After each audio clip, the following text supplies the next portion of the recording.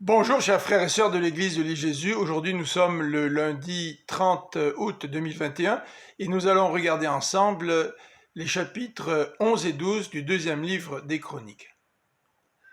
La division du royaume de Salomon vient d'intervenir et le chapitre 11 nous relate la réaction de Roboam qui décide de rassembler son armée pour aller attaquer les 10 tribus du nord. Cependant, il obéit au prophète Shemaïa, qui vient lui apporter la parole de l'Éternel, en lui disant que Dieu ne veut pas que Roboam parte en guerre. Roboam obéit. Les versets 5 à 12 nous décrivent ces entreprises de fortification. Il solidifie plusieurs villes en Juda. Les versets 13 à 17 nous parlent aussi des ralliements des prêtres et des lévites qui ne peuvent célébrer le culte de l'Éternel en Israël du Nord puisque Jéroboam s'est tourné vers l'idolâtrie. Ces prêtres et ces lévites décident de se joindre à Juda. Et beaucoup d'hommes et de femmes qui voulaient s'attacher à Dieu décident aussi d'aller adorer à Jérusalem. Ce bon départ de Roboam dura 3 ans. Les versets 18 à 23 nous présentent la descendance de Roboam et spécifient qu'il a une préférence pour un de ses fils, Abia.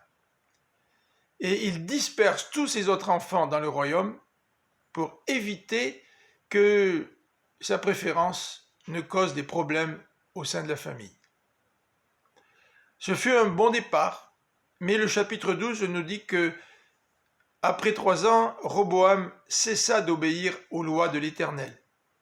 Et Dieu a décidé de le livrer entre les mains de Shishak, le roi d'Égypte. Le verset 5 nous dit « Vous m'avez abandonné, dit Dieu, et moi je vais vous abandonner entre les mains du roi d'Égypte. » Devant l'humiliation de Roboam et de son peuple, Dieu décide d'intervenir et de les délivrer, tout en permettant que Roboam reste assujetti à Shishak.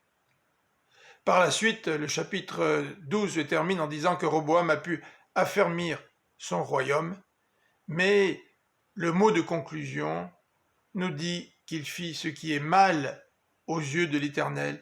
Il ne s'attacha pas de tout son cœur à l'Éternel. Que nous puissions, nous, rester attachés de tout notre cœur à l'Éternel. Bien commencer ne suffit pas. Il faut bien continuer et bien servir. Que par sa grâce, Dieu nous garde près de lui. Bonne fin de journée. À bientôt.